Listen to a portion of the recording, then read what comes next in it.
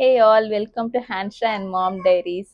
இன்னைக்கு நம்ம ஒரு வித்தியாசமான மோமோ ரெசிபி பார்க்க போறோம். கோதுமை மாவு யூஸ் பண்ணி பிங்க் கலர்ல ரோஸ் மோமோஸ் பண்ண போறோம்.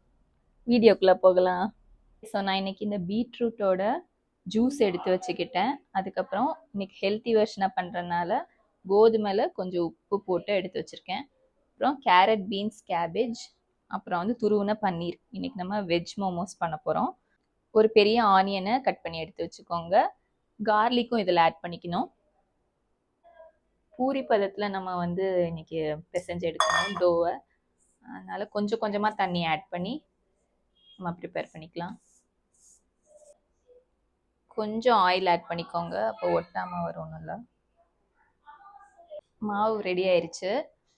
ஒரு 5 to 10 மினிட்ஸ் நம்ம இதை தனியாக வச்சிடலாம்.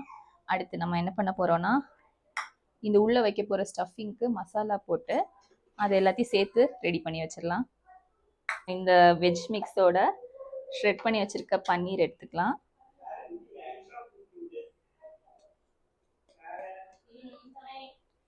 இதோட சாப் பண்ணி வச்சிருக்க ஆனியனும் போட்டுக்கலாம்.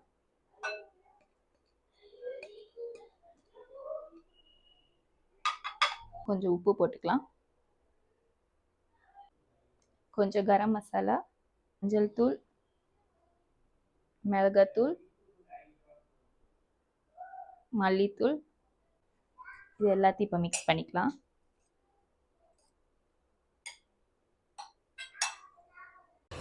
மாவை பார்த்திங்கன்னா நம்ம ரவுண்டாக கட் பண்ணி எடுத்துக்கலாம். இப்படி 3 ரவுண்ட்ஸாக வச்சு ஓவர்லேப் பண்ணி வச்சுட்டு அந்த ஃபில்லிங்கை மேலே கொஞ்சம் கொஞ்சமாக வைங்க. அதுக்கப்புறம் அப்படியே எடுத்து அதை க்ளோஸ் பண்ணிடணும். அப்புறம் பார்த்திங்கன்னா ரோல் பண்ண ஆரம்பிக்க வேண்டியதுதான். இப்படி பண்ணிட்டோம்னாலே இந்த க்யூட்டான இந்த ரோஸ் ஷேப் வந்துடும். ரொம்ப ஈஸி தான்.